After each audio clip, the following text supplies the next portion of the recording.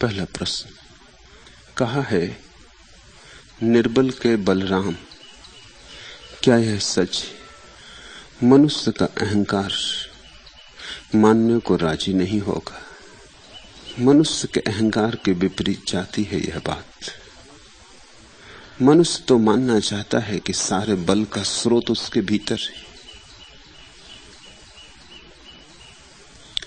रोज रोज अनुभव करता है कि निर्बल है, प्रतिपल अनुभव करता है कि निर्बल है, फिर भी माने चला जाता है कि बल का स्रोत मेरे भीतर, कि मैं बलशाली हूं।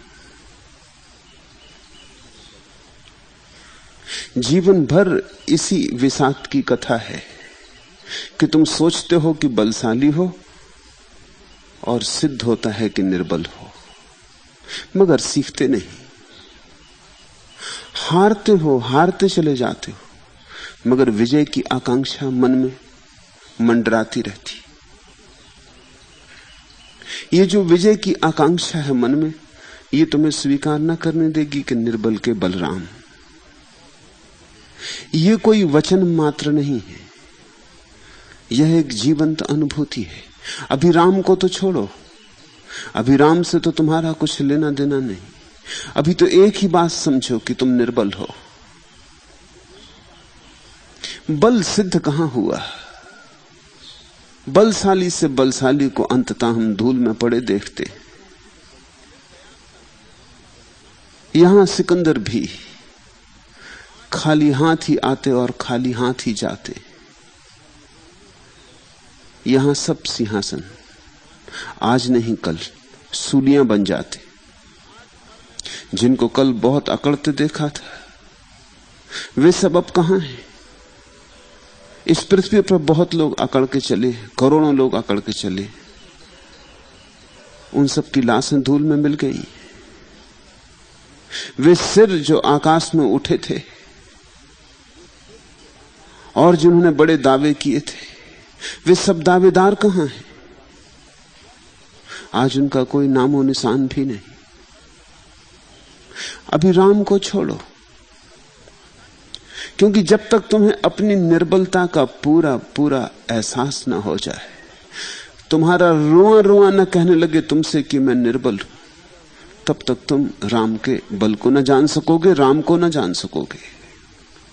इस सूत्र में बड़ा रहस्य छिपा है। यह काव्य ही नहीं है,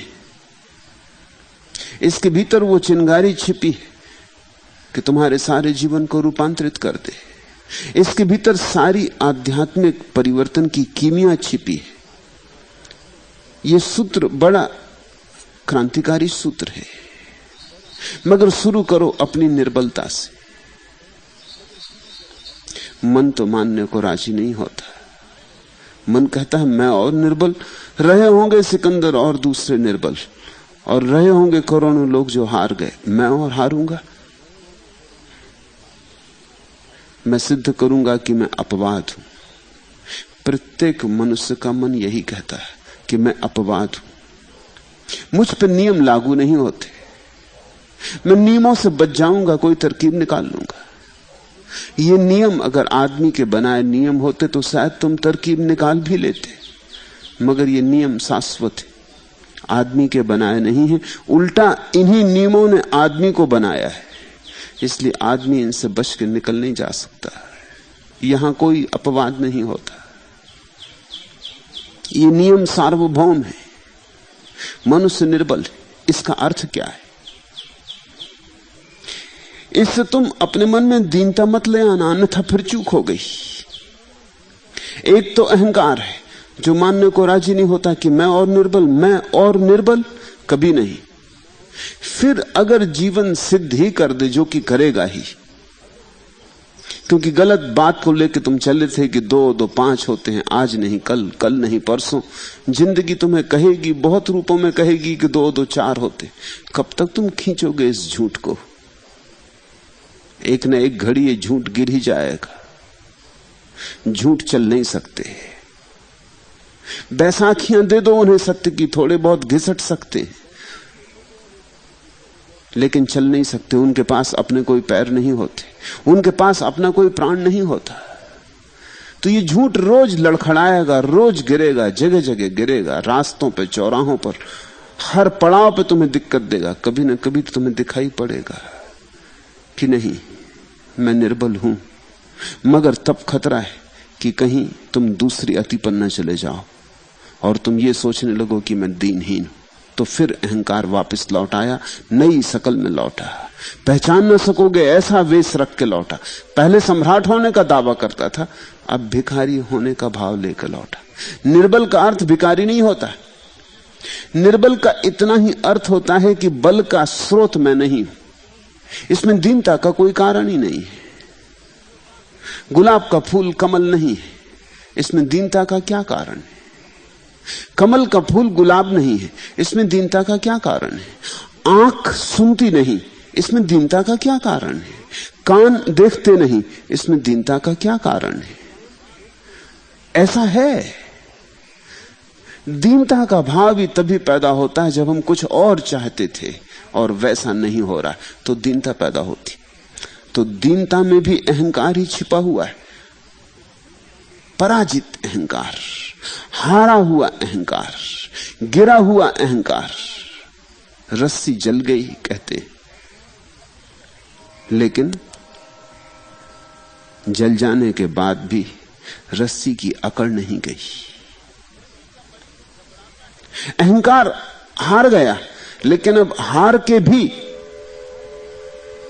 एक नए रूप में मौजूद है। अब तुम सोचने लगे मैं दीनहीन, मैं कुछ भी नहीं। मगर अभी भी तुम्हारी पुरानी बात कहीं स्वर किसी पृष्ठभूमि में गूंज रही है। अभी भी तुम उसी से तौल रहे हो। उसी के आधार पर तो तुम्हें लग रहा है कि तुम दीन हो। तुमने चाहा था सम्राट होना, नहीं हो सके, अब लगता है कि भिखारी हो। न तुम सम्राट हो, न तुम भिखारी हो। निर्बल का अर्थ होता है बल के स्रोत तुम नहीं। बल का स्रोत परमात्मा है। क्यों? क्योंकि यह अस्तित्व इकट्ठा है। इसके बल का स्रोत एक ही है, बहुत नहीं। व्यक्ति अपने को अलग मान लेता है, वहीं भ्रांति शुरू होती, माया शुरू होती, अहंकार का जन्म होता। जिस क्षण तुमने समझा कि मैं अलग हूं इस विराट से, उसी क्षण झंझट शुरू हुई। तुम अलग नहीं हो। इन वृक्षों को देखते हो, ये वृक्ष जमीन में जड़ें गड़ाए खड़े। जमीन के बिना ये जी ना सकेंगे। प्रतिपल जमीन इन्हें रस दे रही और हवाओं से श्वास ले रहे हैं, पत्ते पत्ते से श्वास ले रहे हैं। हवाओं के बिना भी ना जी सकेंगे। हवाएं प्राण दे रही हैं और सूरज की किरणों में नाच रहे हैं। सूरज की किरणें ऊष्मा दे रही, गर्मी दे रही, ताप दे रही। जीवन उसके बिना भी ना हो सकेगा। ये सारा अस्तित्व एक छोटे से वृक्ष से जुड़ा है और एक छोटा सा वृक्ष सारे अस्तित्व में फैला है। ऐसे ही हम हैं, चलते फिरते वृक्ष। श्वास ना आएगी तो तुम जी ना सकोगे। तो प्रतिपल परमात्मा तुम्हारे भीतर श्वास डाल रहा है। बाइबल में कथा है कि भगवान ने मिट्टी की पुतली से आदमी को बनाया और फिर उसके नासापुटों पर अपने ओंठ रख के सांस फूंकी। ये कहानी प्रीतिकर है। ऐसा कभी किसी दिन भगवान ने किया होगा ऐतिहासिक रूप से, ऐसा नहीं, मगर ऐसा प्रतिपल कर रहा है। ऐसा ही है। कौन तुम्हारे नासापुटों पर सांस फूंक रहा है? तुम तो नहीं ले रहे हो श्वास। एक बात पक्की, तुम अगर लेते होते तब तो तुम मरते ही नहीं।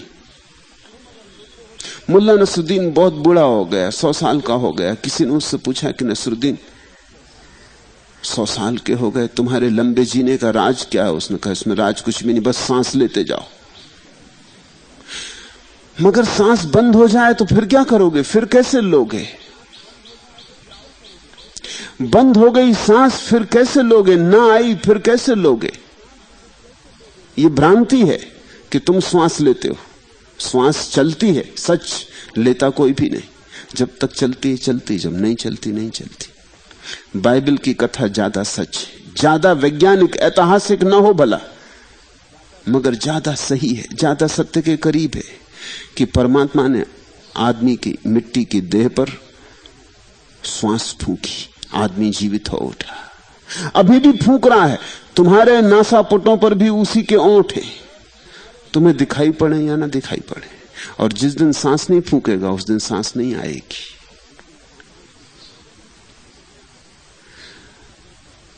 हम जुड़े।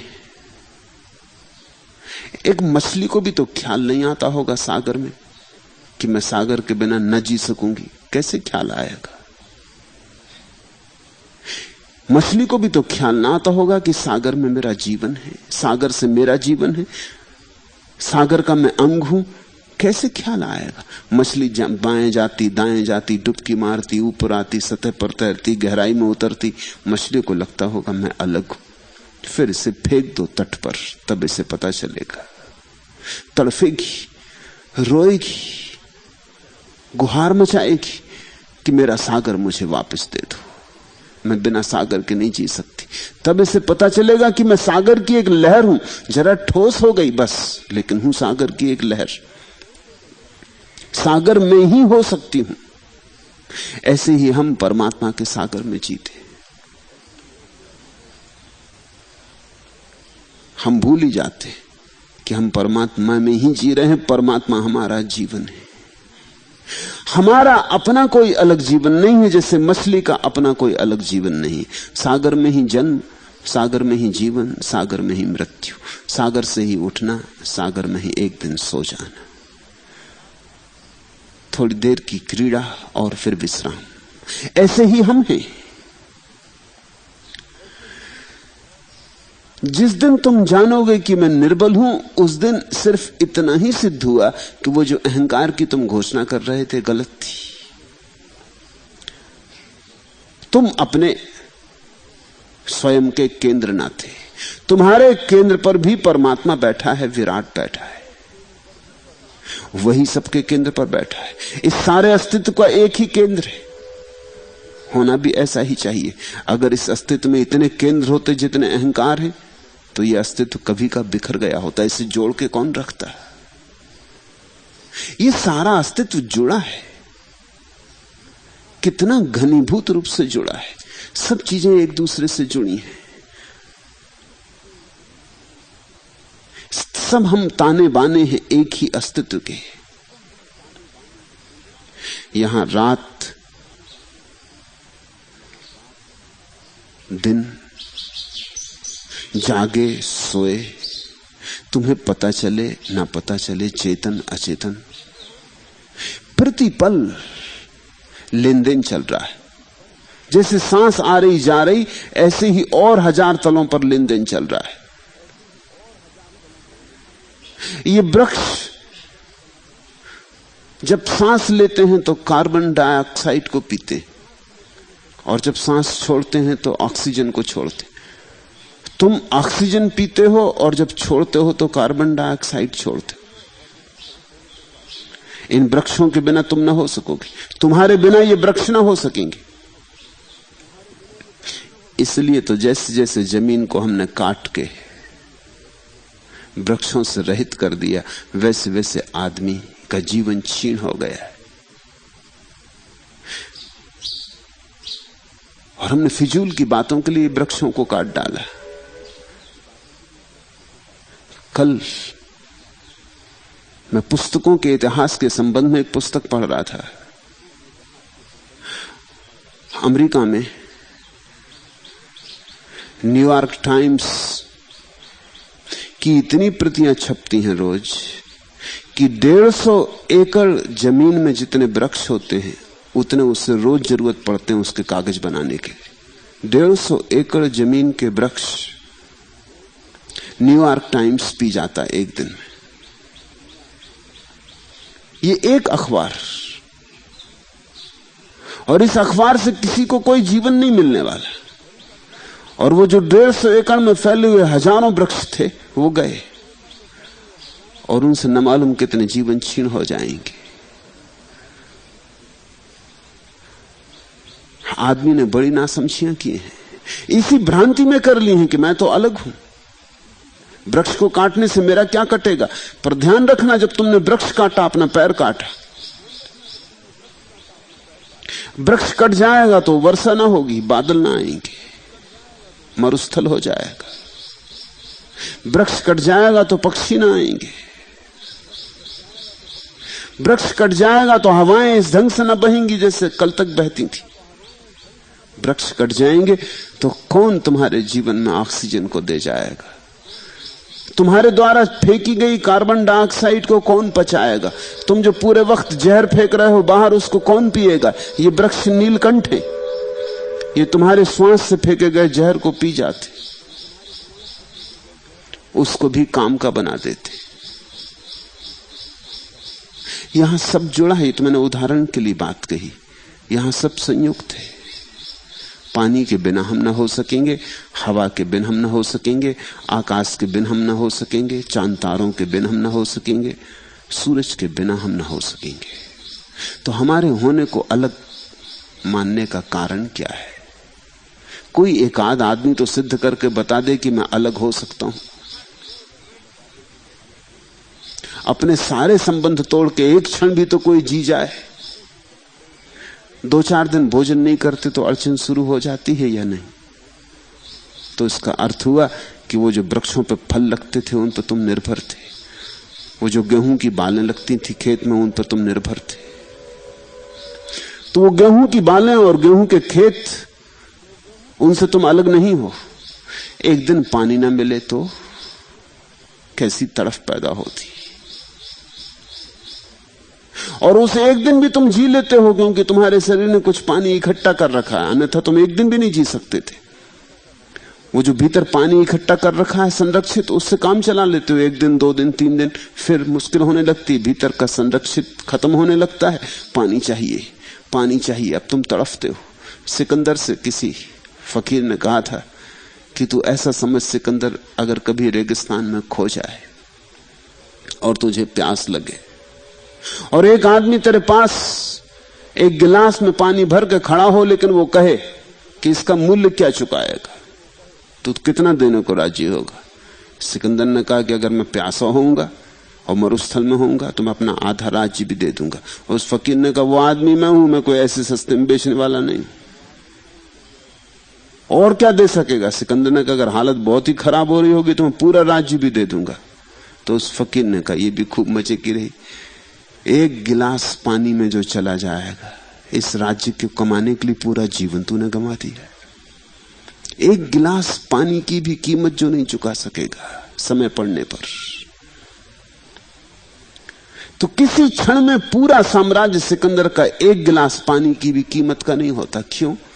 क्योंकि जब पानी ना मिले तो प्राण संकट में पड़ जाते। पानी तो परमात्मा से आता है। राज्यों का क्या मूल्य है? जीवन ही ना होगा तो राज्य का क्या करोगे?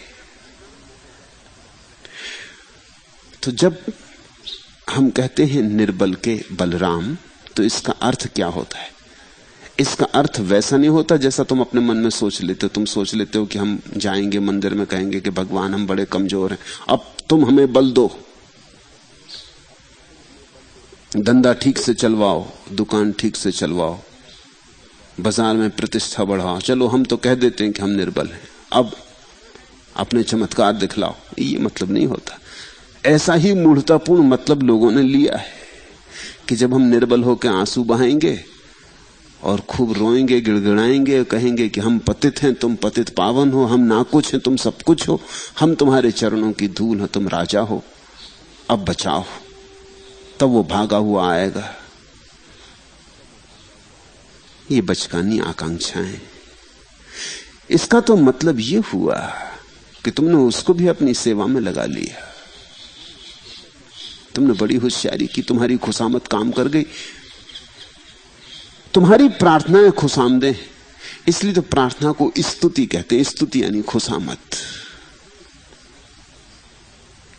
तुम्हारी प्रार्थनाएं चापलूसियां, तुम्हारी प्रार्थनाएं उसको फुसलाने की कोशिश। तुम किसको धोखा देने चले हो? निर्बल के बलराम का ऐसा कुछ अर्थ नहीं होता कि तुम गिड़गिड़ाओ कि तुम घुटने टेको। निर्बल के बलराम का अर्थ होता है इस सत्य का साक्षात्कार कि मैं अलग नहीं हूं। बस मेरा केंद्र मेरे भीतर नहीं है, मेरा केंद्र तेरे भीतर है।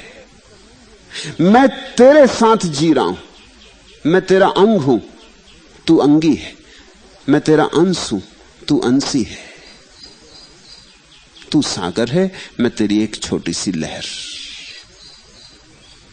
ऐसी साक्षात अनुभूति का नाम वही इस छोटे से प्यारे वचन में जोड़ा गया है, निर्बल के बलराम। फिर ऐसा थोड़ी कि तुम मेरी दुकान ठीक से चलाओ तो इसका मतलब हुआ तुम्हारी दुकान अभी अलग है। इसका यह मतलब तो थोड़ी कि तुम मेरी बीमारी को मिटाओ, इसका मतलब हुआ कि तुम्हारी बीमारी अभी अलग है। जिस दिन तुमने जाना निर्बल के बलराम, तुमने जाना कि मैं निर्बल हूं। और ध्यान रखना, फिर दोहरा दूं, निर्बल जानने का मतलब यह नहीं कि तुमने जाना कि मैं दीनहीन हूं। दीनहीनता तो गई अहंकार के ही साथ, वो तो अहंकार की ही छाया थी। सिर्फ अहंकारियों को पता चलता है दीनहीन होने का। जिनका अहंकार मिट गया उनकी कैसी दीनता, दीनता पता कैसे चलेगी उन्हें? अहंकार को ही दीनता का बोध होता है जब अहंकार हारता है, और रोज रोज हारता है, इसलिए रोज रोज दीनता का बोध होता है। फिर जितनी दीनता का बोध होता उतनी जीतने की कोशिश करता है कि एक आध बार तो सिद्ध कर दूं कि मैं कुछ हूं। जितना हारता है उतना जीतने को दौड़ता है, जितना जीतने को दौड़ता है उतना हारता है। तो अहंकार की आकांक्षा होती है कि मैं सिद्ध कर दूं कि मैं कुछ हूं, और सिद्ध हमेशा होता है कि मैं ना कुछ हूं। इसलिए दीनता पैदा होती। दीनता अहंकार की छाया है। जिसका अहंकार गया स्वभावतः छाया भी चली जाएगी। इसलिए धार्मिक व्यक्ति न तो अहंकारी होता न विनीत। इसे तुम गांठ बांध लेना। धार्मिक व्यक्ति अहंकारी तो होता ही नहीं, विनम्र भी नहीं होता। विनम्र क्या खाक होगा? किस लिए होगा? किस कारण होगा? धार्मिक आदमी में अहंकार ही नहीं बचता तो अहंकार की वो जो छाया थी वो भी कहां बचने वाली। धार्मिक आदमी ये तो कहता ही नहीं कि मैं सब कुछ हूं। धार्मिक आदमी ये भी नहीं कहता कि मैं कुछ भी नहीं हूं। जब मैं ही ना बचा तो अब दावा क्या? कुछ नहीं हूं ये भी दावा है, ये विपरीत दावा है। अहंकारी कहता है मैं सिंहासन पर, और जिसको तुम विनम्र कहते हो वो कहता मैं आपके चरणों की धूल मगर हूं। फिर चरणों की धूल कभी भी तो मुकुट पे बैठ सकती, देर क्या लगती? चरणों की धूल को कितनी देर लगती मुकुट पे चढ़ जाने में? मुकुट पे चढ़ने की तरकीब ही यही कि चरण से शुरू करो। किसी की गर्दन दबानी हो पैर दबाने से शुरू करो। पहले जन सेवक बन जाओ, पैर दबाओ, फिर दिल्ली पहुंच जाओगे। फिर गर्दन दबाओ। गर्दन दबानी हो तो पैर दबाने से शुरू करना। पैर दबाओगे आदमी निश्चिंत हो जाएगा, कहेगा भला जनता का सेवक है, सर्वोदयी है। दबाने तो पैर ही तो दबा रहा है, तुम जब तक नींद लग जाएगी तुम्हारी। वो पैर दबाने वाला बढ़ते बढ़ते बढ़ते बढ़ते धीरे धीरे गर्दन दबा लेगा। जब गर्दन दबा लेगा तब तुम समझोगे कि सर्वोदयी जनता पार्टी में सम्मिलित हो गया है। अब सर्वोदयी सर्वोदयी नहीं, मगर तब तक बहुत देर हो चुकी। अब गर्दन से हाथ हटाना बहुत मुश्किल हो जाए। अब काफी देर हो चुकी, अब छूटना इतना आसान नहीं। तो वो जो पैर की धूल होने का दावा करता है वो किसी भी क्षण मुकुट पे विराजमान हो जाएगा। वो उसी के लिए तो कर रहा है दावा, वो उसी के लिए तो झुक रहा है कि चलो कोई बात नहीं, झुके लेते। अगर झुकने से रास्ता खुलता हो तो झुके लेते। धार्मिक व्यक्ति का ना तो कोई अहंकार है और ना कोई निरअहंकारिता है। धार्मिक व्यक्ति ये कहता है कि मैं हूं ही नहीं, तो कैसा निरअहकार और कैसा अहंकार? परमात्मा है, वही है। उसका ही होना मात्र है और स्वभावता उसका होना परम बल से भरा है। सारी ऊर्जा उसकी है। ऐसा अर्थ है इस सूत्र का, निर्बल के बलराम। जिस क्षण तुम मिट जाते, तुम बिल्कुल शून्य हो जाते। जिस क्षण तुम जगह खाली कर देते हो उस क्षण तुम्हारे भीतर नई हवाएं बहती, द्वार दरवाजे खुलते। वे नई हवाएं परमात्मा की। जब तुम अपना छोटा सा टिमटिमाता हुआ दिया गंदा सा प्रकाश बुझा देते, तब तुम्हारे भीतर चांदनी उतर आती। वो चांदनी परमात्मा की है। रविन्द्रनाथ ने लिखा है, एक रात बजरे पर देर तक सौंदर्य शास्त्र कोई किताब में पढ़ता रहा। एक छोटी सी मोमबत्ती को जलाकर उसका टिमटिमाता प्रकाश बामुश्किल पढ़ पाता था, लेकिन किताब रुचिपूर्ण थी और लगा रहा। आधी रात गए, किताब बंद की, थका मांदा, मोमबत्ती बुझा के फूंकी, फूंकते ही चमत्कृत हो गया। वो बजरे पर, नाव पर छोटा सा झोपड़ा। तत्क्षण जैसे ही मोमबत्ती फूंक कर बुझाई, वो जो धीमी सी टिमटिमाती मोमबत्ती की रोशनी थी, जैसे ही बुझी वैसे ही पूरा चांद बाहर था। द्वार दरवाजे से, रंध्र रंध्र से चांद की किरणें भीतर आ गई। चांदी नाचने लगी। रविन्द्रनाथ को एक बोध हुआ। उन्होंने अपनी डायरी में लिखा कि आज मुझे एक बोध हुआ। ये छोटी सी टिमटिमाती रोशनी चांद को भीतर ना आने देती थी। ये छोटी सी टिमटिमाती रोशनी पूरे चांद को अटका दी थी, बाहर अटका दी थी, भीतर नहीं आने देती थी। इसके बुझते ही, ये क्षुद्र के मिटते ही विराट भीतर चला आया, अपूर्व सौंदर्य भीतर चला आया। और मैं भी कैसा अंधा सौंदर्य शास्त्रों किताब में खोज रहा हूं, वो बाहर निकल आए। पूरा चांद आकाश में, एकांत नदी पर बंधा हुआ बजरा, सब तरफ सन्नाटा, पक्षी भी सो गए, मनुष्यों का कोई पता नहीं, गांव ग्राम सो गए। उस अपूर्व सन्नाटे में, उस शांत स्निग्ध रात्रि में सौंदर्य बरस रहा था। पहले तो चांद की किरणें भीतर आ गई जैसे ही मोमबत्ती बुझी, रंध्र रंध्र से। फिर जब चांद भीतर आ जाए तो तुम्हें बाहर ले जाएगा। जब चांद भीतर आ जाएगा तो उसी की किरणों के सहारे तुम बाहर आ जाओगे। वो तुम्हें बाहर बुलाएगा, निमंत्रण मिल गया, अब तुम रुक ना सकोगे। रविन्द्रनाथ को बाहर आना पड़ा। थके मांदे थे, सोने की तैयारी कर रहे थे, इसलिए मोमबत्ती बुझाई थी। लेकिन अब ये चांद जो बुलावा देने आ गया, ये जो भीतर आ गई किरणें इसकी, ये जो किरणों का तिलिस्म, ये जादू भर गया कमरे में, वो बाहर निकला है। उस रात उन्होंने अपनी डायरी में लिखा कि जब तक मनुष्य के भीतर अहंकार की मोमबत्ती जलती रहती, तब तक परमात्मा प्रवेश नहीं कर पाता, बाहर अटका रहता। और वो अहंकार की मोमबत्ती में हम कितने शास्त्र टटोलते, कितने शास्त्र खोजते, और सत्य चारों तरफ मौजूद है, और सत्य को हम खोजने निकलते, और सत्य ही सत्य है, सब तरफ वही है, और हम उसी को खोजने निकलते, जैसे कहीं और हो, जैसे कहीं और जाना हो। निर्बल के बलराम का अर्थ है तुम्हें यह समझ में आ जाए कि मैं नहीं हूं। यह दावा मैं का खो जाए, यह दावा ही है, इसमें कोई असलियत नहीं है, यह सिर्फ ख्याल है। मगर ख्याल भी बड़ी असलियत ले लेते। अगर बहुत दिन तक ख्यालों को पकड़ के हम बैठे रहें तो यथार्थ बन जाते। ख्याल ही है। तुम्हें अगर किसी ने कह दिया कि इस रास्ते से मत गुजरना, यहां मरघट है, चाहे मरघट ना हो।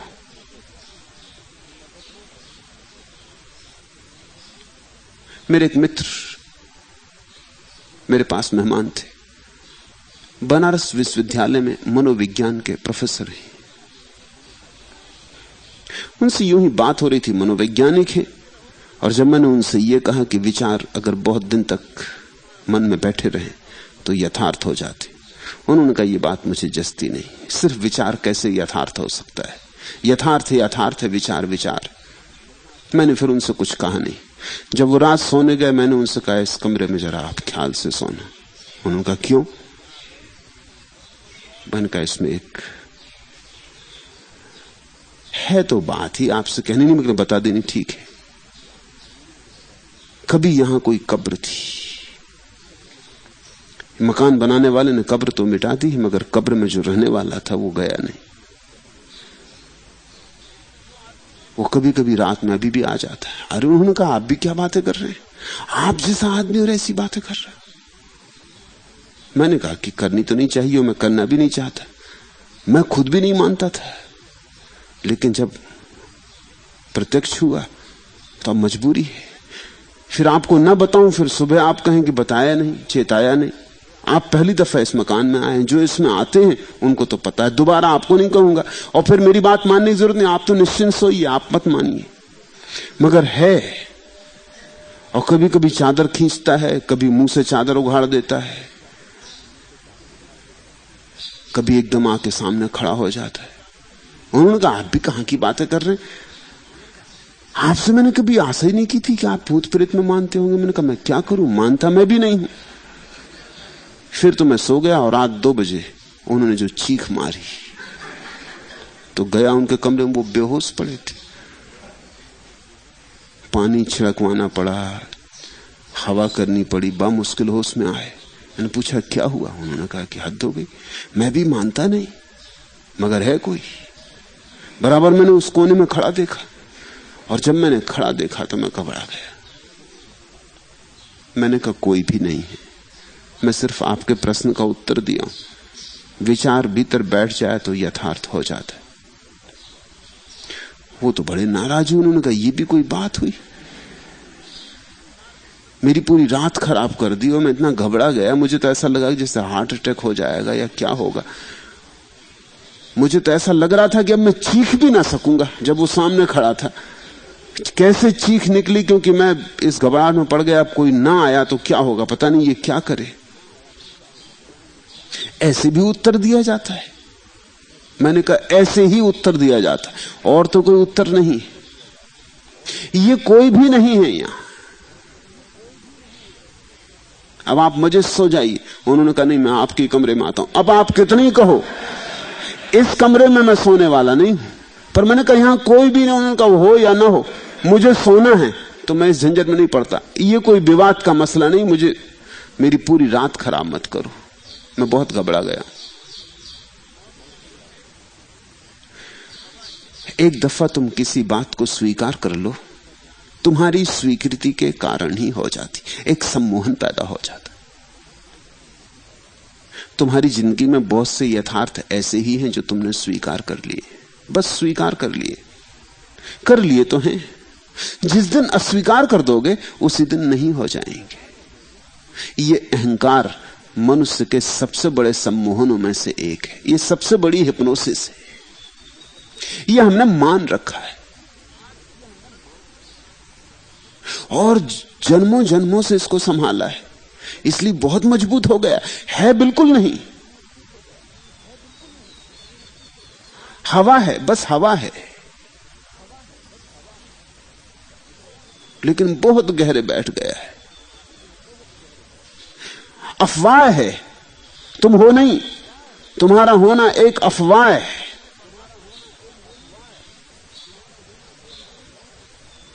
लेकिन इस अफवाह पे तुमने भरोसा कर लिया।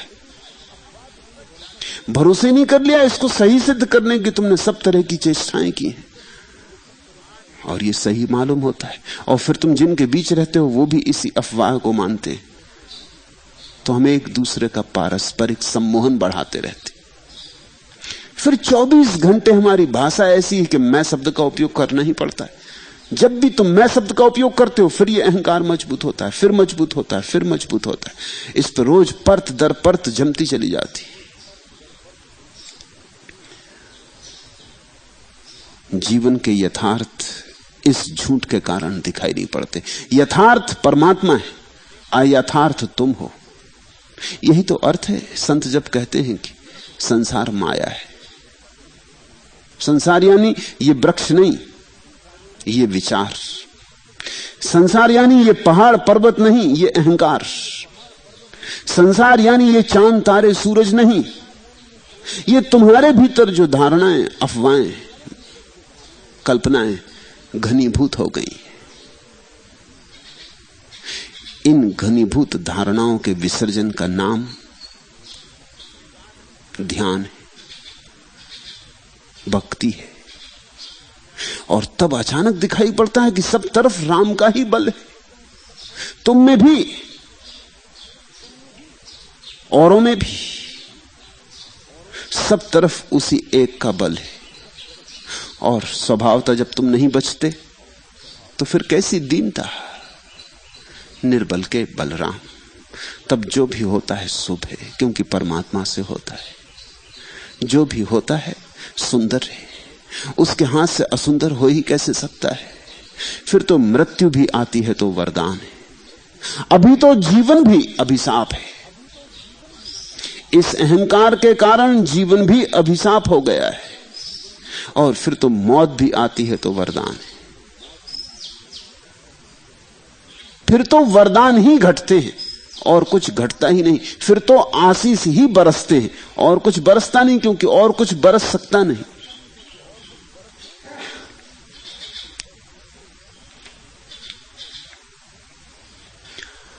आज पराया हुआ जा रहा मुझसे मेरा अपनापन, पथ भूले राही सा व्याकुल भटक रहा मेरा जीवन। ले अंगड़ाई जगी वेदना, जाग गया सोया क्रंदन।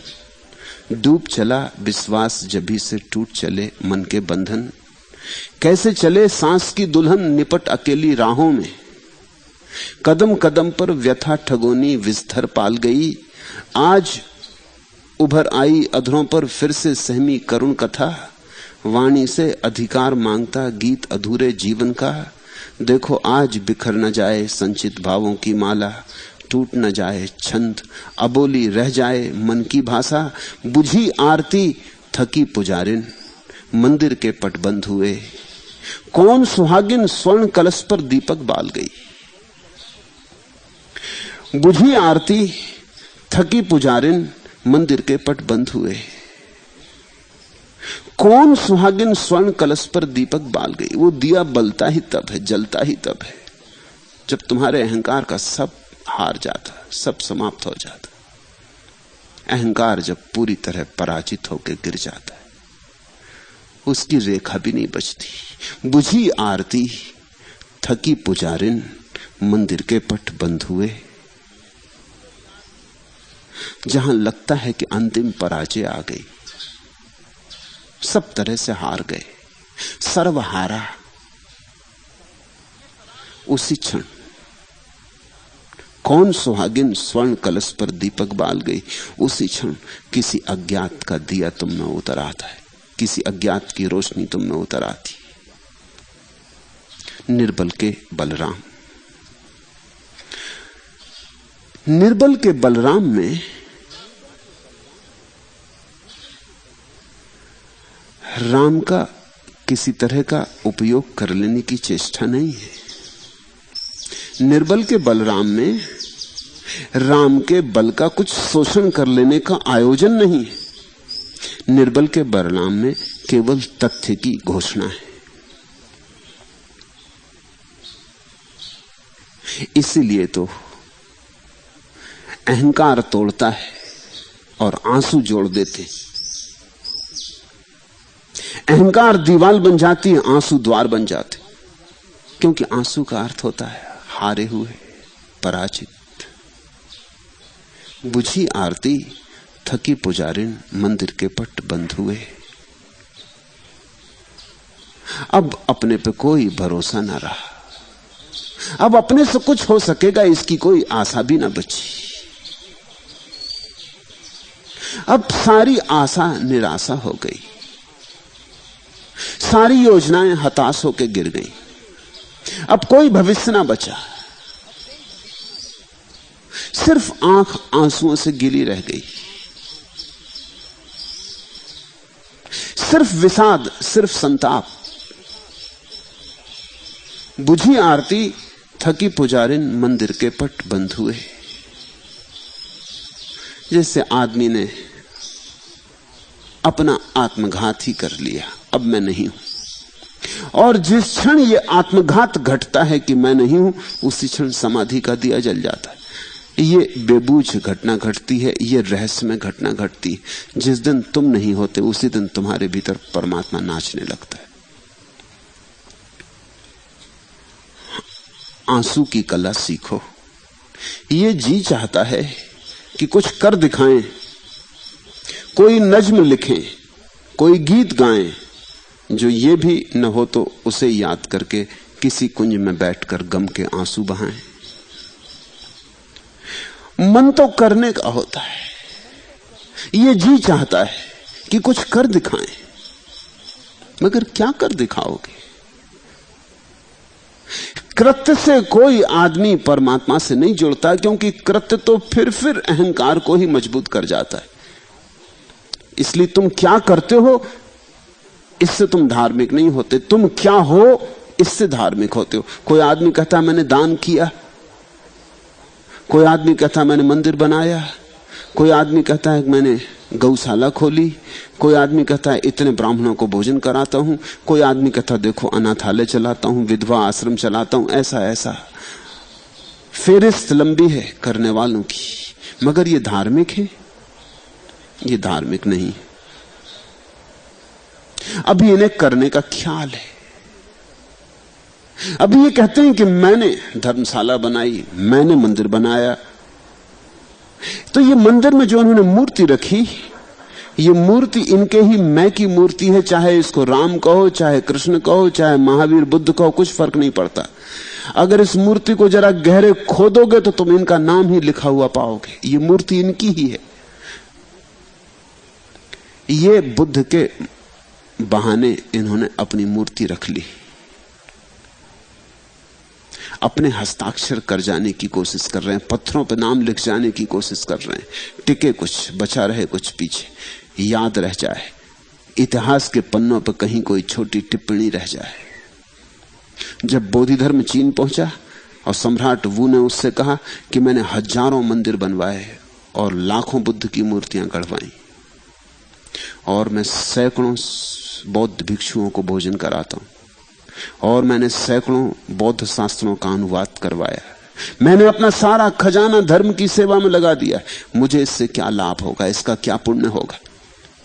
जो और भिक्षु गए थे भारत से इसके पहले, उन सब ने उसकी खूब प्रशंसा की थी कि सम्राट वो आप चक्रवर्ती हैं, आप जैसा धर्म राजा कभी नहीं हुआ, आप राजाओं में भी महाराजा हैं, आपकी कीर्ति सदा रहेगी, आपका पुण्य बड़ा है, स्वर्ग में आपके लिए स्वर्ण महल बनाए जा रहे हैं, आपकी प्रतीक्षा की जा रही, आप साथ में स्वर्ग जाओगे। ऐसी ऐसी बातें उन्होंने कही थी।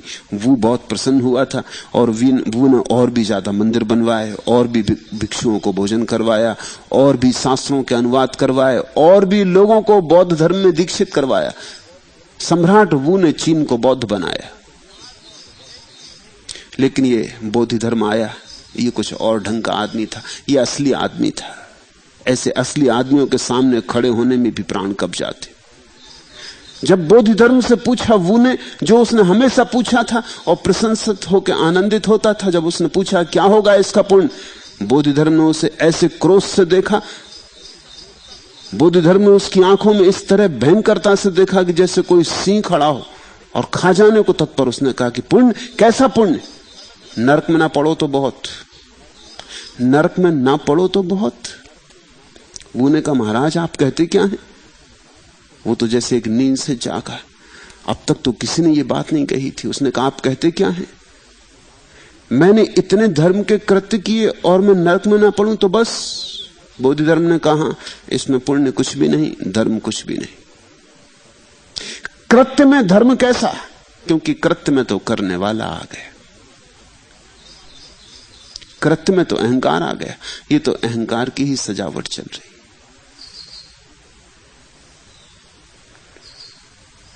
वो थोड़ा नाराज हुआ। उसने प्रश्न बदल दिया, उसने विषय बदला, क्योंकि और लोग भी खड़े थे और यह आदमी कुछ अजीब सा मालूम पड़ता है। सम्राटों से इस तरह नहीं बोला जाता, मगर उसे पता नहीं कि बोधि धर्म जिस चित्त की दशा में है वो बुद्ध की दशा है। वो ठीक वही है जहां बुद्ध है। वो कुछ औपचारिक बातें नहीं बोलेंगे। सम्राट वो ने विषय बदला ताकि बात जरा फजीयत की ना हो जाए। उसने कहा फिर धर्म की पवित्रता के संबंध में कुछ कहें। बोधि धर्म हंसा, उसने कहा कि धर्म और पवित्रता का क्या संबंध?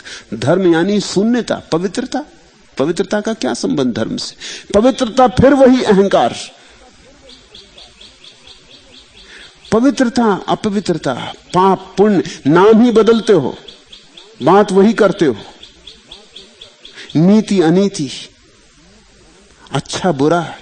धर्म का अच्छे बुरे से कोई संबंध नहीं। धर्म का संबंध है शून्य भाव से, ना अच्छा ना बुरा, ना कुछ पवित्र ना कुछ अपवित्र। मैं का अभाव धर्म। तब तो जरा सम्राट वो भी नाराज हो गया। उसने कहा फिर आप कौन हैं? अगर धर्म शून्य है तो आप कौन हैं?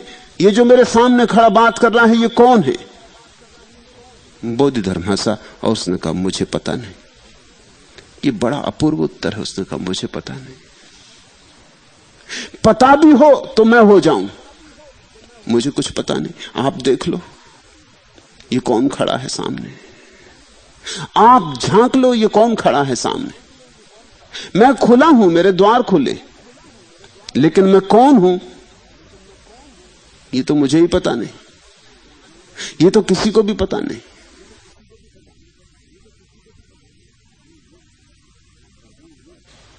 वो ये पूछ रहा था, नाराजगी में पूछ रहा था कि आप कौन है महाशय जो इस तरह के कठोर उत्तर दिए चले जा रहे हैं, आप हैं कौन?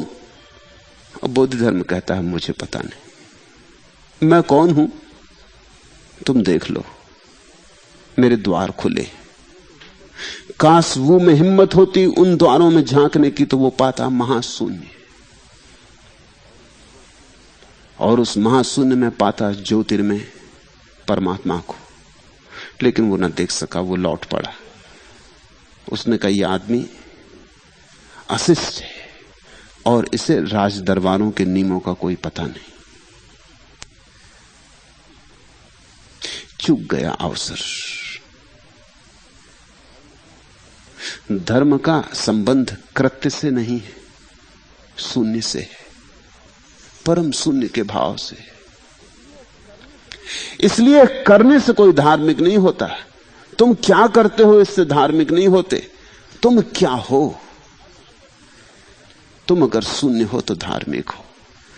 यही बात है इस वचन में, निर्बल के बलराम। निर्बल से अर्थ है शून्य हो जाओ तो पूर्ण उतरेगा। जहां शून्य है वहां पूर्ण उतरता ही है। शून्य यानी तुम और पूर्ण यानी परमात्मा। दूसरा प्रश्नकर्ता दुकानदार है। उसे भली भांति पता है कि सुंदर वस्तु की कीमत भी बड़ी होती। दिक्कत यह है कि वह एक कंजूस मारवाड़ी भी, यह जानते हुए भी कि संसार और मोक्ष एक साथ नहीं सधते, उसका रस दोनों में है।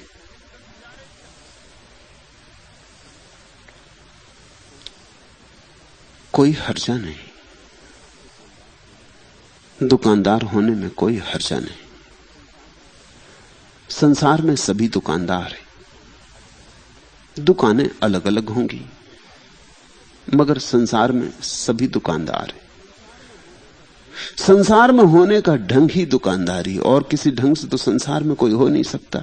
कोई ज्ञान की दुकान करता है, कोई और सामान की दुकान, लेकिन सभी दुकानदार हैं। इसलिए चिंता ना लो। और दुकानदार भी पहुंच जाते हैं, देखते हैं पलटू निर्गुण बनिया, पलटू पहुंच गए। पलटू राम का मोदी, पलटू पहुंच गए, तुम भी पहुंच जाओगे, कोई चिंता की बात नहीं। दुकानदार का अर्थ इतना ही होता है कि हिसाब किताब रखते हो। सो सभी रखते। अहंकार हिसाबी किताबी है। दुकानदार का अर्थ होता है कि 2 पैसे में चीज खरीदो और 4 में बेच दो तो कुछ बचत हो जाए। दुकानदार का अर्थ होता है कम दो और ज्यादा लो तो कुछ बचत हो जाए। सभी लोग यही कर रहे हैं। और अच्छा है कि तुमने स्वीकार किया, क्योंकि जिसने स्वीकार किया वो पार जा सकता है। ये बात भी समझ में आ जाए कि मेरा चित्त दुकानदार का है, हिसाबी किताबी है, गणित में लगा रहता है, हमेशा गिनती करता रहता है कि कुछ ज्यादा ना चला जाए, ज्यादा आए सदा, जाए कम आए ज्यादा। ये तो सभी की दशा है।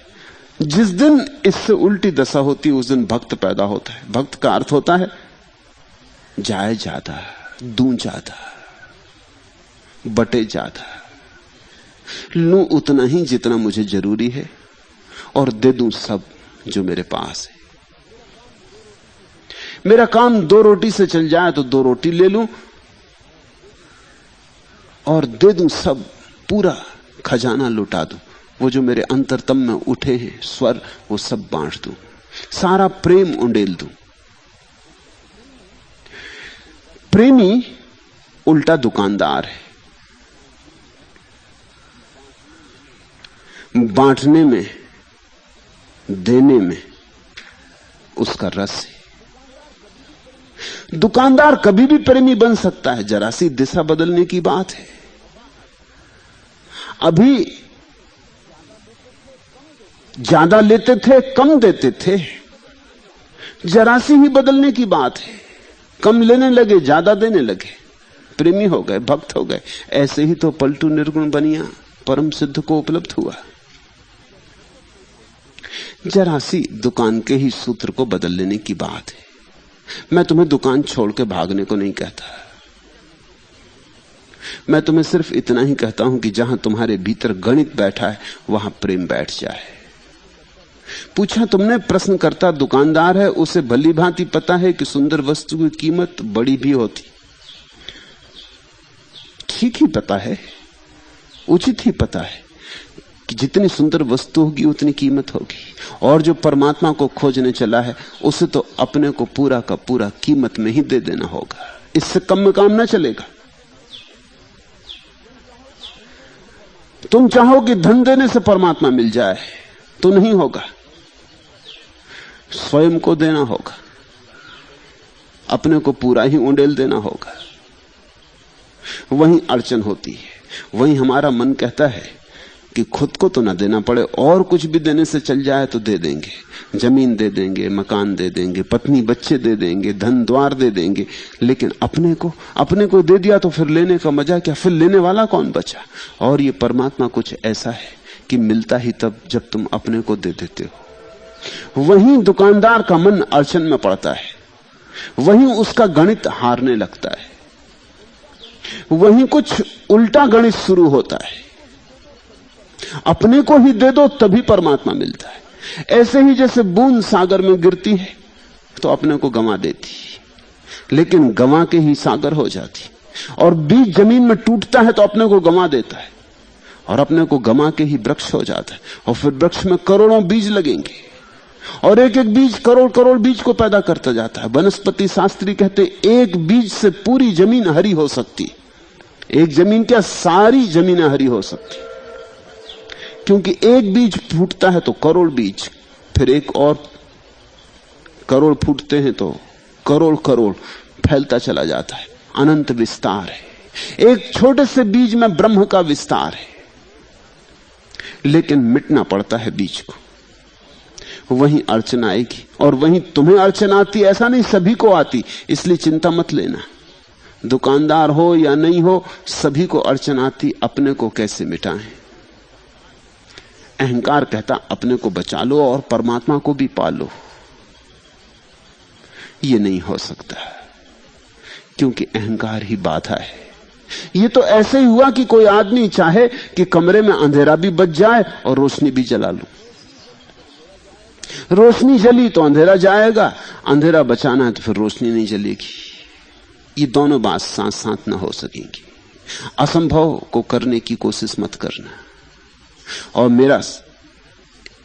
मेरी ऐसी प्रतीति है कि दुकानदार इस बात को समझ सकता है। दुकानदार के पास काफी समझ होती।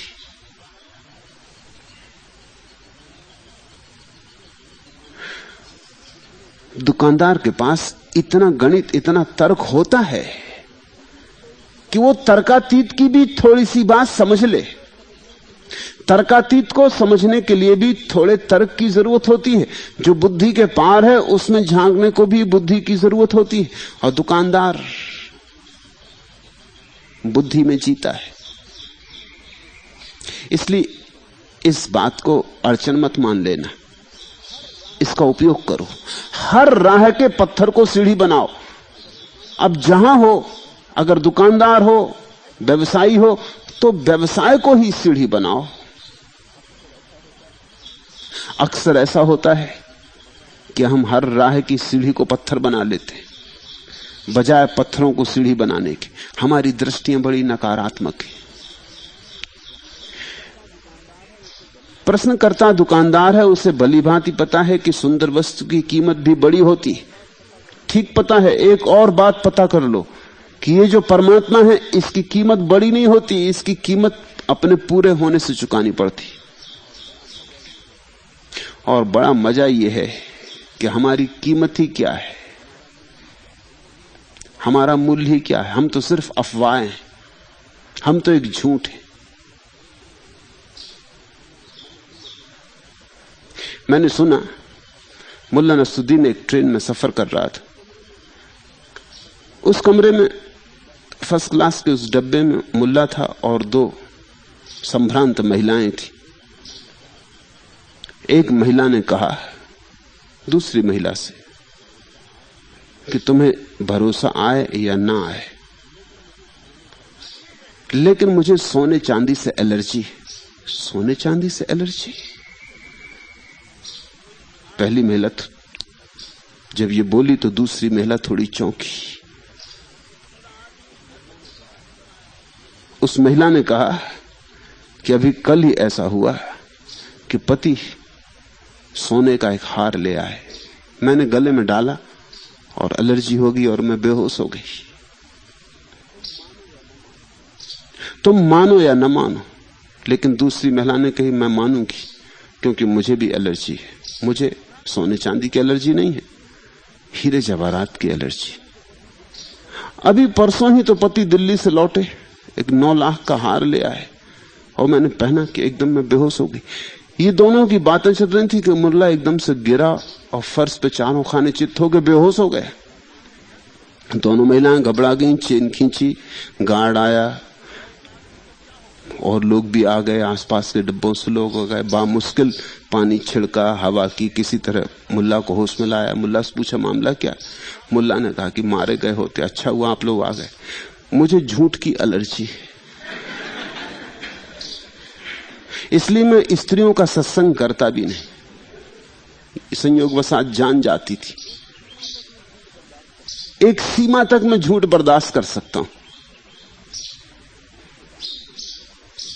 उसके बाद फिर मुझे एलर्जी, फिर मैं एकदम बेहोश हो जाता हूं। ये जो अहंकार है ये झूठ है, ये बिल्कुल झूठ है। इसी झूठ में डूबे हुए तुम बेहोश हो। तुम्हें सत्य की एलर्जी है, तुम झूठ से तो राजी हो, सत्य से तुम्हें अड़चन है। सत्य से एलर्जी कम हो इसलिए सत्संग, इसलिए सत्य की सुनो, सत्य को गुनो, सत्य को सोचो, ध्याओ, विचारो, ताकि धीरे धीरे धीरे धीरे सत्य की एलर्जी कम हो जाए और झूठ की एलर्जी बढ़े। तब तुम एक दिन पाओगे कि अहंकार को परमात्मा के चरणों में चढ़ाते वक्त तुमने कोई मूल्य नहीं चुकाया, सिर्फ बीमारी छोड़ी। परमात्मा मुफ्त मिल रहा है, बीमारी की कीमत पे मिल रहा है। परमात्मा मुफ्त मिल रहा है, झूठ की कीमत में मिल रहा है। जो तुम्हारे पास नहीं है उसको छोड़ने से मिल रहा है। फिर से दोहरा दूं, जो तुम्हारे पास नहीं है उसको छोड़ने से परमात्मा मिल रहा है। जो है मिलता है उसे छोड़ने से जो नहीं है। इससे सस्ता सौदा और क्या होगा? अगर तुम असली दुकानदार हो तो मेरी बात तुम्हें समझ में आ जाएगी। इससे सस्ता सौदा और क्या होगा? जो नहीं है उसको छोड़ने से मिलता है वह जो है।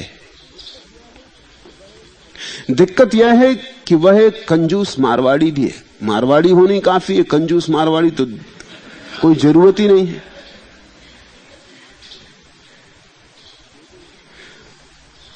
दो दो इकट्ठे क्यों, पुनरुक्ति क्यों करते हो? मारवाड़ी होना पर्याप्त है। मगर कौन मारवाड़ी नहीं? जहां लोभ है वहां मारवाड़। देखा ना, कल हम सुनते थे कि जहां सील वहां अबध, और जहां स्नेह वहां जनकपुरी।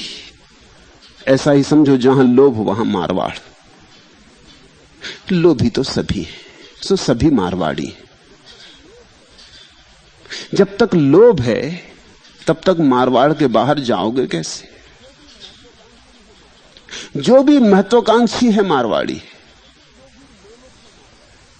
जो भी लोलुप है मारवाड़ी। ये तो प्रतीक है। और जो भी लोभी है कंजूस होगा ही। कंजूस का क्या अर्थ होता है? कंजूस का अर्थ होता है, लोभी का अर्थ होता है जो नहीं है वो मिले। लोलुप का अर्थ होता है जो मेरे हाथ में नहीं हाथ में आ जाए। कंजूस का अर्थ होता है जो हाथ में आ गया वो निकल ना जाए। और तो कुछ मतलब नहीं होता। तो ये तो बिल्कुल संगति है दोनों की, एक ही तर्क का फैलाव है। जो मेरे पास नहीं है वो मुझे मिल जाए, ये लोभ। फिर जब मिल गया तो कहीं मिला हुआ हाथ से न निकल जाए, क्योंकि और लोग भी तो झपटने को तैयार खड़े। तुम अकेले ही तो नहीं हो। यहां बड़े प्रतिस्पर्धी, ये सारी पृथ्वी मारवाड़ियों से भरी है। कहां भागोगे, कहां बच के जाओगे? और दूसरे भी झपट रहे हैं। जैसा तुमने किसी से झपट लिया है, दूसरे तुमसे झपटने को तत्पर बैठे। जैसे तुम्हारे हाथ में आया कि झंझट शुरू होती। रामकृष्ण कहा करते थे, बैठे थे एक दिन मंदिर के बाहर दक्षिणेश्वर में, उन्होंने एक चील को उड़ते देखा। वो एक चूहे को लेकर उड़ रही थी और उसके पीछे कई गिद्ध लगे थे और चीलें लगी थी और झपट्टे मार रही थी उस पर। रामकृष्ण बैठे डरते रहे और उनके शिष्य भी बैठे थे। शिष्य भी देखने लगे। रामकृष्ण को ऐसा दत्त चित्त देख के उनको लगा कि जरूर कुछ महत्वपूर्ण बात होगी, वहां कुछ खास मामला भी नहीं। वो चील एक चूहे को लेकर उड़ रही और गिद्ध उस पर हमले मार रहे हैं और चीलें भी झपट्टे मार रही। फिर उस चील ने वो चूहा छोड़ दिया। चूहे के छोड़ते ही सब गिद्ध और सब चीलें जो उस पर हमला कर रहे थे उसे छोड़कर चले गए। वो चूहे के पीछे चले गए। उनसे, इस चील से उन्हें क्या लेना देना था? वो चील एक वृक्ष पर बैठ गई। रामकृष्ण ने अपने शिष्यों से कहा, देखा, जब तक तुम किसी चूहे को पकड़े हो तब तक गिद्ध तुम पे हमला करेंगे। अब देखो वो किस मजे से बैठी। गिरह हमारा शून्य में अनहद में विश्राम। अब वहां कोई नहीं है, सन्नाटा हो गया। अब कोई चील हमला नहीं करती, कोई गिद्ध हमला नहीं करता। अब उस चील को पता चल रहा होगा कि ये मुझ पे हमला कर ही नहीं रहे थे, इनका हमला तो चूहे पर था। मैं भी चूहे को पकड़ रही थी, ये भी चूहे को पकड़ने के प्रतियोगी थे, प्रतिस्पर्धी थे। चूहा छूट गया या छोड़ दिया, बात खत्म हो गई। लोभ का अर्थ है दूसरों के हाथ में जो है वो मेरे हाथ में हो। कंजूसी का अर्थ है जो मेरे हाथ में है वो मेरे ही हाथ में रहे, किसी और के हाथ में न चला जाए। कंजूसी लोभ की ही छाया है। और मजा यह है कि लोभी सदा दुखी रहेगा और कंजूस सदा भयभीत। लोभी सदा दुखी रहेगा क्योंकि कितना ही तुम पालो, बहुत कुछ सदा पाने को शेष रह जाता है। वो जो नहीं मिला है वो पीड़ा देता है, उसका दंश चुभता है, छाती में छुरी की तरह चुभता है। एक मकान तुमने बना लिया, इससे क्या होता है? बस्ती में 1000 मकान हैं और यही कोई बस्ती तो नहीं, और 1000 बस्तियां हैं। तुम कितना कर लोगे? जितना करोगे वो सदा ही छोटा रहेगा उसके मुकाबले में जो कि शेष करने को। जिंदगी छोटी है। ये 70-80 साल की जिंदगी में कितना कमाओगे? हमेशा पाओगे कि क्षुद्र ही हाथ में लगा। जितना होना था उतना नहीं हो पाया। इसलिए लोभी सदा दुखी, लोभी कभी सुखी नहीं हो सकता। और कंजूस सदा भयभीत, क्योंकि जो हाथ में है वो कोई छीन ना ले। सारे लोग झपट्टा मारने को तैयार है, सब तरफ दुश्मन खड़े। तुम देखते गरीब का कौन दुश्मन? दुश्मन अमीर के होते। तुम्हारे पास कुछ हो तब कोई दुश्मन होता है, तुम्हारे पास कुछ ना हो तो कौन दुश्मन होता है? तुम देखते हो बस्ती में तुम्हारे राजनेता घूमता रहता था, कोई दुश्मन नहीं था। जैसे ही वो मिनिस्टर हो जाता है फिर मुश्किल खड़ी हो जाती है, फिर वो निकल के घूम नहीं सकता, फिर खतरा है, फिर घिराव होगा, आंदोलन होगा, विरोध में प्रदर्शन निकलेगा, पत्थरबाजी होगी, जूते फेंके जाएंगे। अभी देखा मुरारजी भाई पे कोई जूते नहीं फेंकता था, अब लोग फेंकने लगे, फेंकेंगे जूते। अभी पूना में ही फेंके, कोई नहीं फेंक रहा था जूते, किसी को प्रयोजन नहीं था। जब तक तुम्हारे हाथ में चूहा ना हो किसी को कोई मतलब नहीं। चूहा हाथ में आया कि सबको मतलब है, क्योंकि वो चूहा औरों को भी चाहिए। तो जैसे ही तुम्हारे हाथ में पद हो, प्रतिष्ठा हो, धन हो, वैसे ही तुम अड़चन में पड़े, फिर उसकी रक्षा करनी पड़ती, फिर सब तरफ से इंतजाम करना पड़ता है कि कोई छीन ना ले, कोई झपट ना ले। जिनके पास कुछ नहीं वो मजे से सो सकते हैं, लेकिन जिसके पास कुछ है वो कैसे सोए? जो सो नहीं पाता। लोभ और कंजूस के बीच में फंस के, इन दो चाकों के बीच में आदमी पिस जाता है। ये कोई बड़ी होशियारी नहीं है। अगर तुम सच में होशियार हो तो पलटू की सुनो, समझो, जागो, मारवाड़ के बाहर निकलो। ये भय का नरक किसी सार का नहीं है। इस भय और लोभ के बीच क्या मिला है, क्या मिलेगा? फिर तुम पूछते हो, यह जानते हुए भी कि संसार और मोक्ष एक साथ नहीं सधते, उसका रस दोनों में। समझो ये बात, रस तो एक ही है, दुनिया में दो रस नहीं है। रसो वैसा, वह परमात्मा रस रूप है। संसार में भी तुम उसे ही खोज रहे हो। संसार उसी को खोजने की गलत दिशा है। जैसे नदी तो पश्चिम में है और तुम पूरब जा रहे हो, नदी की तलाश में जा रहे हो, नदी की तलाश। तुम्हारी तलाश में कोई भूल चूक नहीं, तुम्हारी दिशा जरूर गलत है, आकांक्षा तुम्हारी बिल्कुल दुरुस्त है, मगर नदी तुम्हें मिलेगी नहीं, क्योंकि नदी वहां है नहीं। तब तुमसे धन है। आदमी कुछ और खोजते नहीं, आदमी परमात्मा को ही खोजता है, और कुछ खोज ही नहीं सकता, और कुछ खोजने योग्य है ही नहीं। वही तड़फ है। नाम कुछ भी रखो, दिशा कोई भी पकड़ो, लेकिन हम सब परमानंद को खोज रहे हैं, सच्चिदानंद को खोज रहे हैं। भगवान कहो, ईश्वर कहो, ब्रह्म कहो, ना देना हो ना मोक्ष निर्वाण कहो, कुछ भी ना देना हो तो आनंद ही कहो। चलो आनंद शब्द ठीक है, मगर हर आदमी आनंद ही खोज रहा है। फिर दो तरह के लोग हैं, एक जो गलत दिशा में खोज रहे हैं और कभी ना पाएंगे, खोज खोज के थकेंगे, टूटेंगे, मरेंगे, सड़ेंगे और कभी ना पाएंगे, और कुछ लोग जो ठीक दिशा में खोज रहे हैं। नहीं मिल रहा है सूरज तो और तेजी से दौड़ रहा है, सोचता है शायद तेजी से दौड़ने से मिलेगा। यह हमारा तर्क होता है। जब कोई चीज नहीं मिलती तो हम तेजी से दौड़ते, स्पीड बढ़ाते, गति बढ़ाते, खूब तेजी से दौड़ता जा रहा है, पंख लगा लिए हैं, उड़ रहा है, मगर सूरज की तरफ पीठ है, सूरज नहीं मिलेगा। और जिस दिन उसको यह समझ में आ जाएगा, उस दिन लौटते ही मुड़ के खड़ा होगा और सूरज सामने, मुड़ते ही सूरज सामने। यही पलटू शब्द का अर्थ है, लौट पड़ना। गुरु ने उनको इसलिए पलटू दास कहा।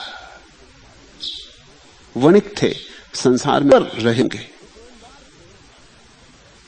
दुकानदार थे, लेकिन दुकानदार होना उनकी आत्मा में प्रविष्ट नहीं हो गया था। आत्मा अभी भी जुआरी की थी, हिम्मतवर की थी, छत्री की थी, योद्धा की थी। सुनी बात, समझी बात, लौट पड़े, एक क्षण में लौट पड़े। जैन शास्त्रों में उल्लेख है। एक युवक महावीर के वचन सुन के घर लौटा। पुराने दिन की कहानी है, अब तो वैसा होता नहीं। तो उसकी पत्नी उपटन लगा के उसे स्नानागार में स्नान करवा रही, उसके शरीर पर मालिश कर रही है, उपटन लगा रही, उसे स्नान करवा रही। वो नग्न बैठा है, स्नान कर रहा है। उसकी पत्नी बात भी करती जाती है। वो कहती है कि महावीर को सुनने गए थे, मेरे भाई भी उन्हें सुनते, मेरे भाई उनमें बड़ा रस लेते, बड़ा सत्संग करते। इतना ही नहीं, उन्होंने ये भी तय कर रखा है कि कभी ना कभी एक दिन वे सन्यास की दीक्षा लेंगे। वो युवक स्नान करते करते हंसने लगा। उसकी पत्नी ने कहा, आप हंसे क्यों? अचानक आप हंसे क्यों? क्या बात आ गई? उसने कहा, मैं हंसा इसलिए कि अगर महावीर की बात जच गई है तो कभी का क्या भाई छत्री नहीं।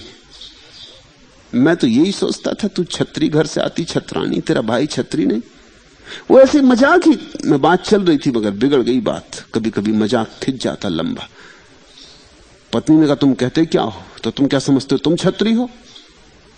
वो उठ खड़ा हुआ, दरवाजा खोल के बाहर निकलने लगा। उसकी पत्नी ने कहा, कहां जाते हो? नग्न कहां जाते हो? उसने कहा, बात खत्म हो गई, छत्री को छेड़ दिया। वो तो बाहर ही निकल गया। उसने कहा, मैं संन्यास्त हो गया, बात खत्म हो गई, नग्न हूं ही, अब ऐसे ही चला जाऊंगा महावीर के पास। महावीर तो नग्न रहते थे। पत्नी चिल्लाने लगी, घर भर के लोग इकट्ठे हो गए, पड़ोस के लोग इकट्ठे हो गए। उन्होंने कहा, मजाक को इतना आगे नहीं खींचते। उसने कहा, बात ही बात जच गई मुझे कि मैं आखिर मुझे भी तो महावीर की बात जची है। ये पत्नी ने मुझे याद दिला दी, मैं उसका धन्यवादी हूं। जो बात जच गई फिर कर लेनी, फिर दांव पे लगा देना। फिर वो सन्यासी हो गया, वो दिगंबर मुनि हो गया। ये कथा मुझे प्रीतिकर लगती है। हिम्मत, साहस, दुस्साहस जरा सी चिंगारी से प्रदीप्त हो जाता है।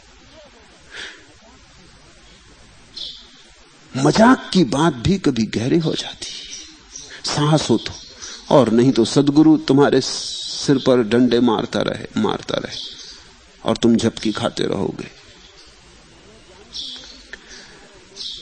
यह जानते हुए भी कि संसार और मोक्ष एक साथ नहीं सकते, उसका रस दोनों में।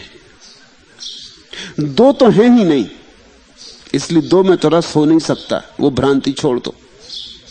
मेरा सारा शिक्षण यही है कि एक ही है। हाँ, उसको पाने का ठीक ढंग है और उसको खोने का भी एक ठीक ढंग है। परमात्मा को खोने का ठीक ढंग संसार, और परमात्मा को पाने का ठीक ढंग सन्यास।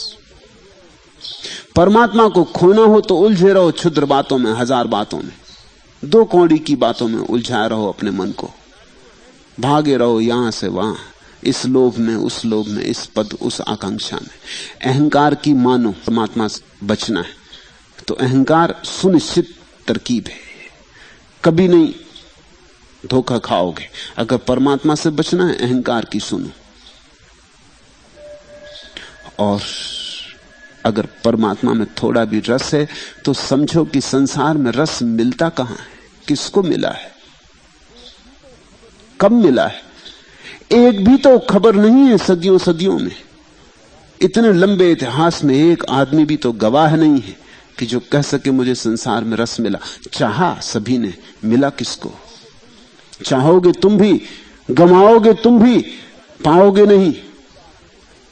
तो अगर सिर्फ चाहने में ही बात हो तो तुम्हारी मर्जी, लेकिन अगर उत्सुकता पाने में हो तो रस तो एक ही है, परमात्मा का। तुम जब अपनी पत्नी में डूबते हो या अपने पति में डूबते हो, तब भी तुम परमात्मा का ही रस लेना चाह रहे हो। सिर्फ तुमने जरा लंबा रास्ता चुना है। देह, फिर देह के भीतर मन है और मन के भीतर आत्मा है और आत्मा के भीतर परमात्मा छिपा है।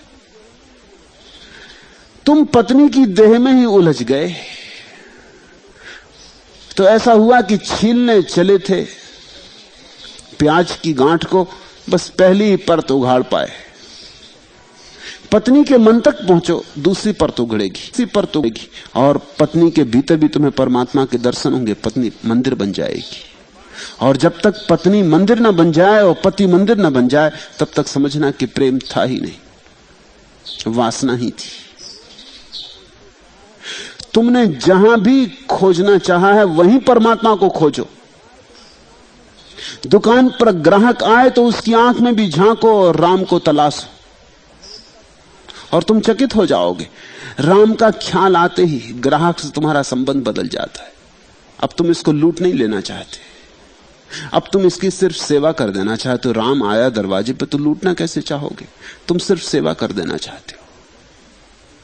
अगर तुम इससे 2 पैसे लाभ, और कोई कारण नहीं है, तुम कल भी आओ तो मौजूद रहो, तो तुमसे 2 पैसे लाभ भी ले रहा हूं। ये 10 रुपए की चीज है, इसमें 2 पैसे ये लाभ है। तुम्हारा ग्राहक से संबंध बदल जाता है। ये ग्राहक अब ग्राहक ना रहा, ये राम जी हो गए। ऐसे ही तो कबीर कपड़ा बेचने जाते थे, बेचते रहे आखिरी तक। भक्तों ने बहुत कहा कि अब आप बेचते हैं, अच्छा नहीं लगता, हम इतने आपके सेवक हैं, आपको क्या कमी, आप कपड़ा बुने अब इस वृद्धावस्था में और बाजार बेचने जाएं। हमें बड़ी लज्जा आती, लोग हमसे पूछते हैं कि तुम्हारा गुरु कपड़े, वो जो सदा से मेरा कपड़ा पहनने का रस लेते रहे, उनका क्या होगा, वो मेरी प्रतीक्षा करते। मैं जितने प्रेम से कपड़ा बुनता हूं, कौन उनके लिए बुनेगा। कबीर जब अपने ग्राहक से भी बोलते थे तो उसे राम जी ही कह के उद्बोधित करते थे।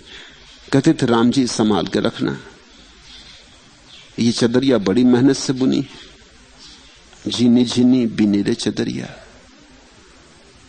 खूब जतन से बीनी रे चदरिया। ये ऐसी चदरिया नहीं है इसमें राम राम जप जप के भरा है, इसमें ध्यान उंडेला है। ये जिंदगी भर तुम्हारे साथ चलेगी, ये तुम्हारे लिए ही बनाई है। मैं धन्य भागी कि तुम ये चादर ले जा रहे हो, राम ने पसंद की, मैं अनुग्रहित। ऐसा कबीर का भाव था। दुकान पर ही बैठे बैठे मंदिर हो सकता है, बाजार में ही हिमालय आ सकता है, दृष्टि की बात। मगर एक ख्याल ले लो, रस तो एक ही है, उसी रस को स्मरण करो और उस एक ही रस को सब तरफ खोजो। तब तुम पाओगे कुछ जगह मिलता है, कुछ जगह नहीं मिलता। जहां नहीं मिलता वो अपने आप व्यर्थ होती जाएंगी जगह। मनोवैज्ञानिक चूरे बना दे एक डब्बे में, और एक समझो कि 20 कमरे हैं उस डब्बे में, छोटे छोटे कमरे, और सब में चूहा जा सकता है। फिर एक ही कमरे में उसका भोजन रखा है, तो वो पहले सब कमरों में भागता है, इस कमरे में जाता, उस कमरे में जाता। फिर जब एक दफा उसको भोजन मिल जाता है, फिर उसको छोड़ो, उसका ढक्कन खोला कि वो भागा और सीधा उसी कमरे में पहुंच जाता है। फिर तुम उसे धोखा नहीं दे सकते, फिर वो यहां वहां नहीं जाता। 1-2 दफे भूल चूक भी करता है, फिर धीरे धीरे धीरे निकला अपने कमरे से और सीधा वहां पहुंच जाता है जहां उसका भोजन रखा है। ऐसी ही स्थिति है, ये जगत एक भूल भुलैया है। यहां मैं ये तुमसे कहता कि एक बार ना जाओ, एक बार जरूर जाओ, नहीं तो जानोगे कैसे। जरूर जाओ, भूल करनी ही पड़ेगी, नहीं तो भूल सुधरेगी कैसे। मगर एक भूल एक ही बार करो, दोबारा ना करो। फिर जहां मिलता हो उस दिशा में ज्यादा जाओ। धीरे धीरे धीरे सब तरफ जाना बंद हो जाएगा, उसी एक रस में तुम डूबने लगोगे। लेकिन याद रखो, रस एक ही है। संसार और परमात्मा 2 नहीं है। संसार में भी वही समाया हुआ है। अगर तुम गहरी खोज करोगे, प्राणपण से खोज करोगे, तो उसे पालोगे। बाहर भी वही विराजमान है, बिल्कुल निकट है। वहां पाना मुश्किल हो रहा है तो बाहर तो दूर हो गया, यात्रा करनी पड़ेगी। पहले भीतर उसकी झलक, पहले अपने भीतर उससे मिलन, फिर सबके भीतर उससे मिलन होने लगता है।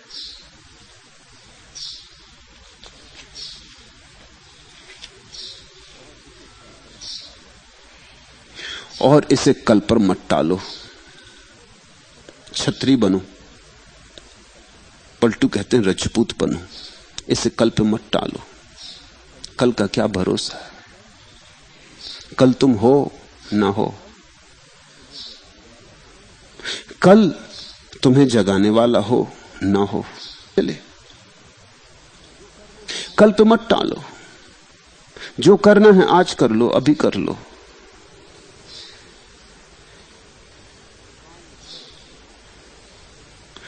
काल करे सो आज कर, आज करे सो अब, पल में परले होएगी, बहुरी करोगे कब। मगर आदमी बड़ा उल्टा है, इस बात के भी बड़े उल्टे अर्थ ले लेता है। मैंने सुना मुल्ला नसरुद्दीन की दुकान में अड़चन थी, दफ्तर में कठिनाई थी। किसी मनोवैज्ञानिक से उसने पूछा कि क्या करूं, कोई काम ही नहीं करता। तो उसने कहा तुम ये तख्ती टांग दो अपने दफ्तर में ले जाके, आएगा। 5-7 दिन बाद गया मनोवैज्ञानिक अपनी फीस की तलाश में। मुल्ला को बैठा देखा, सिर पे पट्टी बंधी, हाथ पैर पे पलस्तर चढ़ा, बड़ा उदास, दुकान भी कुछ टूटी फूटी हालत में। पूछा कि नसरुद्दीन क्या हुआ, परिणाम नहीं हुआ तख्ती का? नसरुद्दीन ने कहा परिणाम हुआ, ये देख रहा है परिणाम हुआ। वो जो खजांची था मेरा, लेके भाग गया सब। काल करो सो आज कर। वो जो मेरा मैनेजर था, टवान सदा सोचता था कि कब इसका सिर खोल दूं। जब उसने तख्ती देखी, उसको बोध आया। उसने सोचा ये बात तो सच है, कल अगर परले हो गई तो फिर कब करोगे? तो कर ही लो, जो निपटाना है निपटा ही दो। यही परिणाम हुआ आपकी सलाह का, बड़ा गजब का परिणाम हुआ। दुकान चौपट है, फीस लेने से आधा आप आए हैं, हम ही चले चलते हैं आपके घर, क्योंकि अब और कुछ फीस नहीं है। आदमी ऐसा ही है, गलत को तो अभी कर लेता है, सही को कल पे टाल देता है। चोरी करनी हो तो अभी, क्रोध करना हो तो अभी। जब तुम्हें कोई गाली देता है तो तुम ये नहीं कहते कि कल करूंगा क्रोध, सोचूंगा। किसी की हत्या करनी होती तो अभी करते हो। और जब तुम्हें जीवन में कुछ शुभ का भाव उठता, उमंग उठती, संन्यास लेना कि ध्यान करना कि प्रार्थना में उतरना, तो तुम सोचते हो सोचेंगे। सोचने का मतलब होता है टालोगे, टालने का मतलब होता है हिम्मत नहीं है। तो जो करना हो उसे कर लो। परमात्मा में रस है तो खोजो। और मैं तुमसे ये कह देता हूं, कम से कम मेरे पास उठने बैठने वाले सत्संगियों को तो भूल के भी ये भेद नहीं खड़ा करना चाहिए संसार और परमात्मा का। ये दो की बात ही नहीं उठानी चाहिए। संसार में भी वही छिपा है, अगर थोड़ी मेहनत करोगे तो वहां भी उसी को पाओगे, मगर वहां मेहनत करके पा सकोगे, बड़ी कठिन होगी बात। अपने भीतर सुगमता से पालोगे। पहले भीतर साक्षात्कार कर लो, फिर बाहर हो जाएगा। और कल पर टालो ही मत। आज जी भर कर देख लो तुम चांद को, क्या पता यह रात फिर आए ना आए। दे रहे लो स्वप्न भीगी आंख में, तैरती हो ज्यों दिवाली धार पर। ओंठ पर कुछ गीत की लड़ियां पड़ी, हंस पड़े जैसे सुबह पता यह रात फिर आए ना आए। ठीक क्या किस वक्त उठ जाए कदम, काफिला कर कूच दे इस ग्राम से। कौन जाने कब मिटाने को थकन, जा सुबह मांगे उजाला शाम से। काल के अद्वैत अधरों पर धरी जिंदगी यह बांसुरी है चाम की। क्या पता कल श्वास के स्वरकार को, साज यह आवाज यह भाए न भाए। आज जी भर देख लो तुम चांद को, क्या पता यह रात फिर आए न आए। यह सितारों से जड़ा नीलम नगर, बस तमाशा है सुबह की धूप का। यहां बड़ा सा मुस्कुराता चंद्रमा, एक दाना है समय के सूप का। क्या पता यह रात फिर आए ना आए। स्वप्न नैना इस कुमारी नींद का, कौन जाने कल सवेरा हो न हो। इस दिए की गोद में इस ज्योति का, इस तरह फिर से बसेरा हो न हो। चल रही है पांव के नीचे धरा, और सर पर घूमता आकाश है। धूल तो सन्यासिनी है सृष्टि से, क्या पता वह कल कुटी तक छाए न छाए। आज जी भर देख लो तुम चांद को, क्या पता यह रात फिर आए ना आए। हाथ में तन का पड़ा मन का रतन, कब बिके किस दाम पर अज्ञात है। किस सितारे की नजर किसको लगे, ज्ञात दुनिया में किसे यह बात है अनिश्चित हर दिवस हर एक क्षण, सिर्फ निश्चित है अनिश्चितता यहाँ। इसलिए संभव बहुत है प्राण, ता यह रात फिर आए ना आए। एक एक क्षण बहुमूल्य है, उसे क्षुद्र में मत गमाओ। एक एक क्षण बहुमूल्य है, उसे कौड़ियां कंकड़ पत्थर शंख सीपी बीनने में मत लगाओ। ये एक एक क्षण परमात्मा का अनुभव बन सकता है, ये एक एक क्षण समाधि बन सकता है। और ध्यान रहो उसी की तलाश है। संसार में भी तुम उसी को खोज रहे हो, जहां भी कोई खोज रहा है उसी को खोज रहा है। जान के खोजो अनजान खोजो, वही की खोज चल रही। जाग के खोजो सोए खोजो, उसी एक की तलाश और टटोल चल रही है। रस तो एक ही है, रस तो रहा लेकिन परिवार ना रहा, पहले जैसा कुछ भी ना रहा, सब बदल गया। तुम बदले कि सब बदला, दृष्टि बदली कि सृष्टि बदली। तुम्हारी आंख का ही सारा खेल है, और आंख का ही सन्यास है, आंख का ही संसार है। आंख का एक ढंग संसार, आंख का दूसरा ढंग सन्यास। ऐसा सोचकर जो चलता है कि परमात्मा के अतिरिक्त कोई रस है, वो संसारी। और ऐसा सोचकर जो चलने लगा कि परमात्मा ही एकमात्र रस है, वही सन्यासी। आज इतना ही।